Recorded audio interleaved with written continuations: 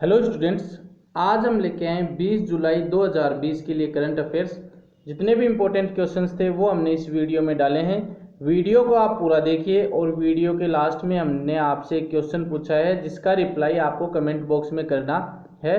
PDF आप हमारे Telegram group से डाउनलोड कर सकते हैं, उसका लिंक आपको डिस्क्रिप्शन में दे दिया जाएगा। तो शुरू करते हैं। हमारा चैनल है टारगेट एजुकेशन क्लासेज। अभी तक आपने सब्सक्राइब नहीं किया है, सब्सक्राइब कीजिए, बेल आइकन जरूर से दबाइए ताकि आपको सबसे पहले वीडियो का नोटिफिकेशन मिल सके। तो पहला जो क्वेश्चन है, Nelson Mandela international day 2020 was celebrated. तो नेल्सन मंडेला अंतर्राष्ट्रीय दिवस 2020 कब मनाया गया था? 14 जुलाई, 16 जुलाई, 18 जुलाई, 20 जुलाई। तो इसका सही आंसर है 18 जुलाई को। तो जो United Nations Nelson Mandela international day है वो हर साल 18 जुलाई को मनाती है। इस दिन बर्थ एनिवर्सरी है किनकी? नेल्सन रोली हला मंडेला जी की।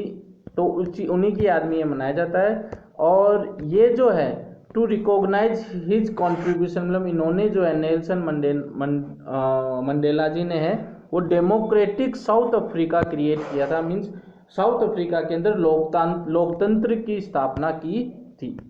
जो पहला नेल्सन मंडेला इंटरनेशनल डे है वो 18 जुलाई 2020 को मनाया गया था। थीम है, जो थीम जो रखी गई है नेल्सन मंडेला इंटरनेशनल डे की वो है टेक एक्शन इंस्पायर चेंज।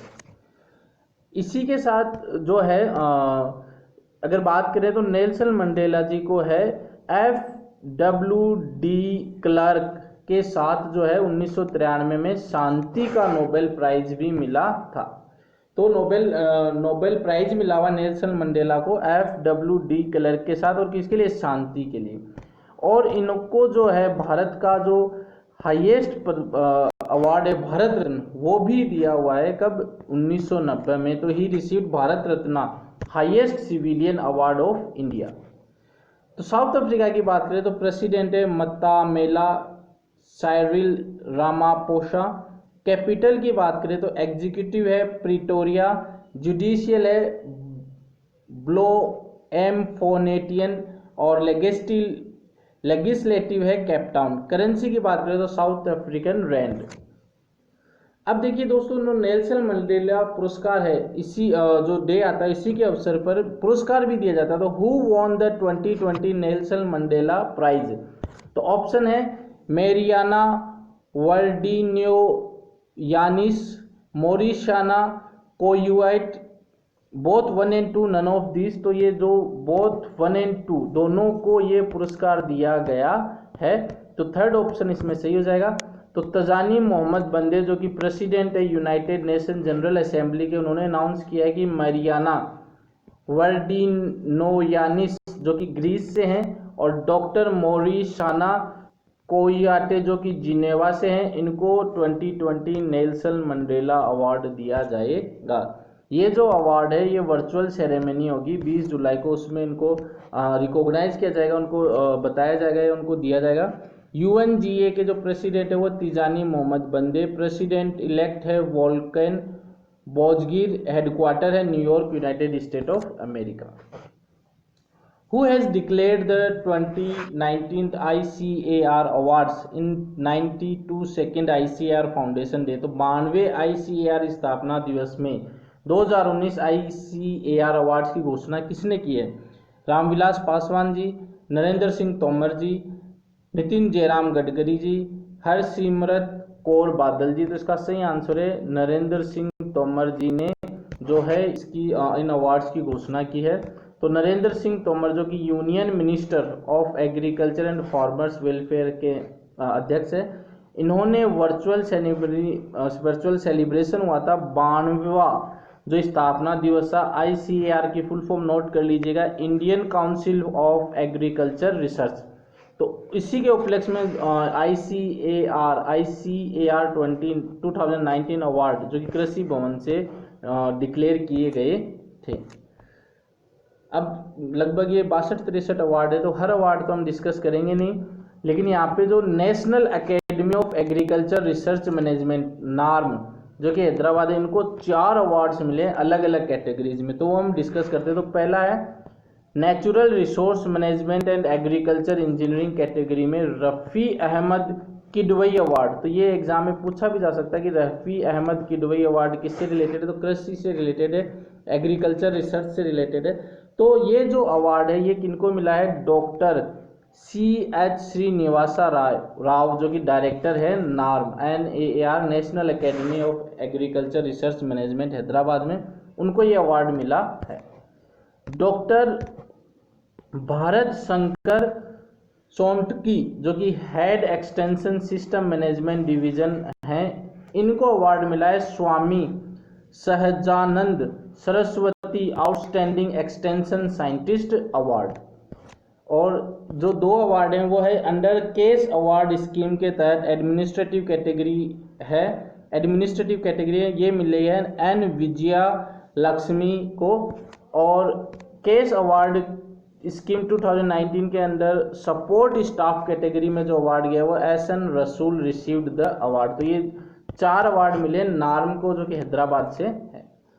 फिर इसके साथ ही कृषि विज्ञान केंद्र एट वायरा इन खमन डिस्ट्रिक्ट तेलंगाना, इनको अवार्ड मिला है पंडित दीनदयाल उपाध्याय कृषि विज्ञान राष्ट्रीय प्रोत्साहन पुरस्कार इनको मिला है।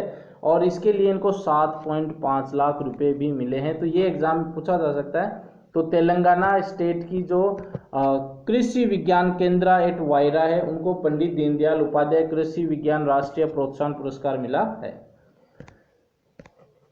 जगजीवन राम अभिनव किशन पुरस्कार और Jagjivan Ram innovative farmer award जो है वो गया है मेजर मनमोहन सिंह वरेका को, जो कि पंजाब से। इन्होंने क्या इन्वेंट किया है, इन्होंने light penetration in high density kinnow orchard, जो किन्नू जो संतरे जैसा होता है उसका जो बाग होता है उसमें जो गुच्छे लग जाते हैं तो अंदर तक रोशनी जा सके, इसके लिए इन्होंने टेक्निक इजाद किए। तो इसके लिए इनको जगजीवन राम अभिनव किशन पुरस्कार मिला है।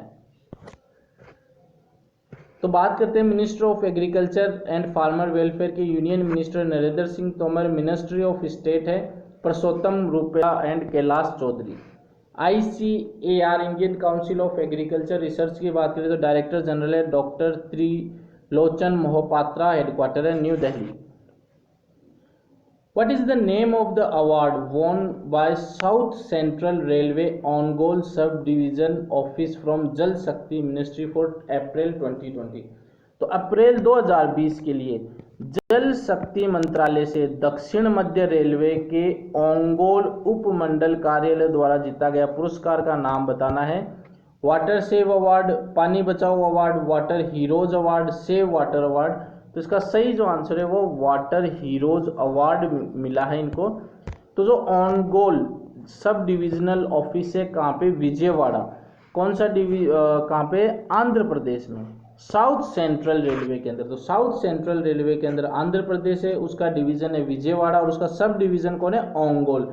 उनको ये प्राइज मिला है वाटर हीरोज अवार्ड। किस मंथ के लिए, अप्रैल 2020 के लिए, जल शक्ति गवर्नमेंट ऑफ इंडिया से।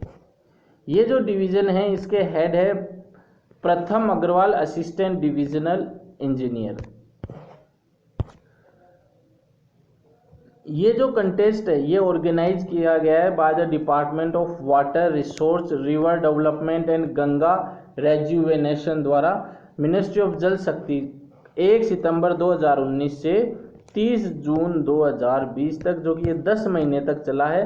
Contest is for duration 10 months, 10 महीने तक चला। और ईच मंथ, हर एक महीने में 10 एंट्रीज आई है और उनको सेलेक्ट किया गया है कैश प्राइज के लिए 10 एंट्रीज को। और 10 एंट्रीज को जो सिलेक्टेड एंट्रीज हैं, मैक्सिमम 10 एंट्रीज सेलेक्ट की गई और ये जो 10 एंट्री हैं जो सिलेक्ट की गई एंट्री है उनको 10,000 रुपये हर एक एंट्री को मिला है। मिनिस्ट्री ऑफ जल शक्ति की बात करें तो union minister Gajendra Singh Shekhawat, minister of state है Ratan Lal Kataria. Who has appointed as first women PM of Gabon, तो गबोन की पहली महिला PM के रूप में किसे नियुक्त किया गया है, रोज क्रिस्टेनिया ओशुका रेपोंडा, जूलियन नगोखे बेगले, रोज नखोगे बेगले, जूलियन ओशुका रेपोंडा, तो इसका सही आंसर है रोज क्रिस्टेनिया ओसुका रेपोंडा जो है ये गबोन की पहली महिला पीएम बनी है, पहली महिला पीएम बनी है और 12th पीएम है कंट्री की। महिला की बात करें तो पहली महिला है और कंट्री की बात करें तो 12वीं प्रधानमंत्री बने हैं। पीछे किनको छोड़ा है? जूलियन नकोखे बेकल को इन्होंने पीछे छोड़ा है। और इस पोजीशन से मतलब prior to holding this position, PM बनने से पहले वो डिफेंस मिनिस्टर थी फरवरी 2019 से। ये है रोज क्रिस्टेना ओसुका रेपोंडा प्रधानमंत्री जो कि बनी है। गैबोन की कैपिटल है लिब्रेविल और करेंसी जो चलती है वो है सेंट्रल अफ्रीकन CFA फ्रांस। ये मैप है गैबोन का, तो ये गैबोन है, ये गैबोन की कैपिटल है। इस तरफ एटलांटिक ओशियन है, इस तरफ कॉन्गो है, इस तरफ कैमरून है और ये मैप है इसका गैबोन का। Who has appointed as ambassador for TIFF 2020 from Bollywood? तो बॉलीवुड से एम्बेसडर टोक्यो फिल्म के लिए किसे बनाया गया? Priyanka Chopra, Jonas, Anurag Kashyap, both 1 and 2, none of these. तो बोथ 1 and 2 दोनों को जो है बॉलीवुड की तरफ से जो है टिफ का एम्बेसडर बनाया गया है। तो Bollywood actor Priyanka Chopra Jonas, ambassador for Toronto film festival, ये हमने परसों भी डिस्कस किया था कि इन्होंने जीता था, वो फिर से डिस्कस कर लेंगे। प्रियंका ने जो है ये लिस्ट किए 50 सेलिब्रिटी फिल्म मेकर्स और भी थे जिनको इनवाइट किया गया एज ए एम्बेसडर, और इसके अंदर जो अनुराग कश्यप जी भी शामिल है। तो दोनों को एज ए एम्बेसडर नियुक्त किया गया है। और ये जो टोरंटो फिल्म फेस्टिवल था ये जीता किसने था? केट विंसलेट ने जीता था टिफ ट्रिब्यूट एक्टर अवार्ड, और ये 45वां संस्करण था इसका, ये हमने डिस्कस किया था परसों already. India established individual bilateral air bubbles with which countries? तो भारत ने किन देशों के साथ व्यक्तिगत द्विपक्षीय एयर बबल्स की स्थापना की है? France, Germany, US, all of these. तो इसका सही आंसर है ऑल ऑफ दीज, तीनों के साथ एयर बबल की स्थापना की। एयर बबल क्या है? सेट ऑफ रेस्ट्रिक्शंस के साथ, मतलब कुछ एक कंडीशंस के साथ इन देशों के बीच में इंटरनेशनल फ्लाइट्स चलेंगी। तो जो यूनियन सिविल एविएशन मिनिस्टर है हरदीप सिंह पुरी, इन्होंने इन्फॉर्म किया कि इंडिया ने जो है बाइलेटरल एयर बबल बनाया फ्रांस और यूनाइटेड स्टेट के साथ और साथ में जर्मनी के साथ। तो एयर बबल के तहत ये जो है ये अलाउ करेंगे टू ऑपरेट इंटरनेशनल फ्लाइट्स को अलाउ करेंगे। ये जो सिमिलर एग्रीमेंट है ये यूनाइटेड अरब अमीरात के साथ भी है 26 जुलाई 2020 तक। एयर बबल क्या है? तो बाइलेटरल अरेंजमेंट है, सेट ऑफ रेगुलेशंस है, रेस्ट्रिक्शंस है, जिसके तहत दोनों कंट्रीज जो हैं वो इंटरनेशनल फ्लाइट्स को अलाउ करेंगी जिन जिन भी कंट्रियों के बीच में एयर बबल हुआ है। एयर इंडिया की बात करें तो हेडक्वार्टर है न्यू दिल्ली इंडिया, चेयरमैन है मैनेजिंग डायरेक्टर राजीव बंसल। तो देखिए दोस्तों हमारे चैनल पे डिटेल में करंट अफेयर डिस्कस होते हैं और आप भी करंट अफेयर के नोट्स बनाइए। हर एग्जाम में लगभग 7 से 8 महीने का करंट अफेयर आता है। धीरे धीरे सब चीज़ें ओपन हो रही है। पॉसिबली है कि सितंबर अक्टूबर में एग्ज़ाम होगी, तो अगर सितंबर अक्टूबर या नवंबर में भी एग्ज़ाम होती है तो भी 7 से 8 महीने का करंट अफेयर आता है। और हम लास्ट के महीने में बैठ के करंट अफेयर, केवल करंट अफेयर हम नहीं पढ़ सकते हैं, इसलिए अभी से सुंदर सुंदर क्लीन नोट्स बनाइए। ये इंपॉर्टेंट क्वेश्चन है। As per UN's global multi dimensional poverty index which country has record largest reduction in number of people living poverty? तो हमें ये बताना है, उस देश का नाम बताना है जो गरीबी में रहने वाले लोगों की संख्या में सबसे बड़ी कमी दर्ज की गई है। मतलब जो गरीबी की रेखा थी उसमें कमी आई है, लोगों ने इम्प्रूव किया है, तो उस देश का नाम हमें बताना। तो चाइना, बांग्लादेश, इंडिया, पाकिस्तान, तो ये हमारे देश का ही नाम है, इंडिया ने ही ये दर्ज किया है। तो जो यूनाइटेड नेशंस की the multi dimensional poverty index MPI 2020 charting pathways out of multi dimensional poverty achieving the SDG, तो ये नाम कम से कम इतना नाम तो हमें याद ही रखना है, मल्टी डायमेंशनल पॉवर्टी इंडेक्स। इन्होंने बताया कि इंडिया ने रिकॉर्ड लार्जेस्ट रिडक्शन, बहुत बड़ी संख्या में कमी, number of people living in poverty, जो कि गरीबी रेखा से नीचे थे, और लगभग 273 मिलियन पीपल हैं वो गरीबी रेखा से ऊपर आए हैं पिछले 10 सालों में। तो ये हमें याद रखना है। 2020 global multi dimensional poverty index, ये जो रिलीज की जाती है Oxford poverty human development initiative और यूनाइटेड नेशन डेवलपमेंट प्रोग्राम, इन दोनों के द्वारा ये रिपोर्ट है वो रिलीज की जाती है। इंडिया में लगभग 270 या 273 मिलियन जो है वो पॉवर्टी रेखा से ऊपर आए हैं, पॉवर्टी रेखा से, गरीबी रेखा से 2005-6 से और 2015-16 के बीच में। चाइना की बात करें तो चाइना में जो है वो 70 मिलियन लोग ही केवल ऊपर आए हैं 2010 से 2014 तक। बांग्लादेश में है ये गिरावट आई है, बांग्लादेश में और गरीब हुए हैं 2014 से 2019 तक। UNDP United Nations Development Programme का जो एडमिनिस्ट्रेटर है वह एचिम स्टेनियर, हेडक्वार्टर है New York, United State of America. FIFA World Cup 2020 will be held in which country, तो फीफा विश्व कप 2022 किस देश में आयोजित होगा? Qatar, Iran, China, Russia. तो इसका सही आंसर है कतर में ये होने जा रहा है। तो जो federation international day football association FIFA ने इन्फॉर्म कर चुके हैं कि जो 2022 का वर्ल्ड कप टूर्नामेंट है जो कि कतर में होने वाला है वो कहाँ पे होगा? अल बयात स्टेडियम और अल खोर स्टेडियम के अंदर होने वाला है। तो ये स्टेडियम का हमें नाम याद रखना है। मेंस 2020 फीफा वर्ल्ड कप जो कि 22वां संस्करण है, अभी होस्ट कंट्री इसकी कतर है, तो इन्होंने भी स्टेडियम का नाम लॉन्च किया है। पहला जो फीफा वर्ल्ड कप है वो किसी मिडल ईस्ट में देशों में होने जा रहा है, मिडल ईस्ट देशों में ये पहला वर्ल्ड कप है एशिया की अगर हम, और ये फर्स्ट एडिशन है जो कि नवंबर-दिसंबर की विंडो में, नवंबर-दिसंबर महीने में होने जा रहा है। और ये सेकंड टाइम है कि कोई एशियन कंट्री है वो world cup, FIFA World cup को होस्ट करी। इससे पहले जो है जापान और साउथ कोरिया ने होस्ट किया था 2002 में। फीफा की बात करते हैं तो प्रेसिडेंट है गियानी इन्फेंटेनियो, हेडक्वार्टर है Zurich Switzerland, membership 2011 nation association, 2011 देश हैं। अल बयात स्टेडियम कैपेसिटी है 60,000, लोकेशन है अल खोर कतर। ये मैप है कतर का, कतर में आप देख सकते हैं कतर की कैपिटल है दोहा, और यहाँ पर है खोर या अल खोर जहाँ पर ये अल बयात स्टेडियम है। इसके इस कतर के साइड सऊदी अरबिया है और इस साइड बहरीन है। नेक्स्ट क्वेश्चन है which is the first nation to finish human trials for कोविड-19 वैक्सीन, तो कोविड-19 वैक्सीन के लिए मानव परीक्षण समाप्त करने वाला पहला राष्ट्र बन गया है रसिया, अमेरिका, चाइना।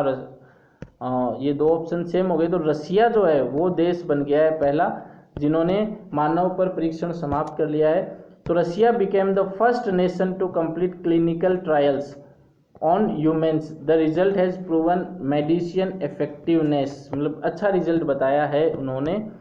तो जो चीफ रिसर्चर है एलेना स्मोल्यारुचुक जो कि हेड है centre for clinical research on medicines at Sechenov university के अंदर, उन्होंने रसिया की जो न्यूज एजेंसी है टास उनको बताया कि ह्यूमन ट्रायल्स है वो कंप्लीट हो चुका है और उन जो पेशेंट्स उनको जल्दी ही डिस्चार्ज भी कर दिया जाएगा। तो ये हमारा करंट अफेयर्स था। लास्ट हमने क्वेश्चन पूछा था कि जियो प्लेटफॉर्म में गूगल ने कितने % शेयर खरीदे हैं? 7.70%, 7.71, 7.72, 7.73%। तो सही आंसर है 7.73%। आज का जो क्वेश्चन है what is the rank of India in 2020 global manufacturing index, first, second, third, fourth. तो दोस्तों आज का हमारा करंट अफेयर आपको कैसा लगा हमें कमेंट करके ज़रूर बताइएगा। वीडियो को लाइक करना नहीं भूलिए और शेयर भी कीजिए। इसी के साथ धन्यवाद।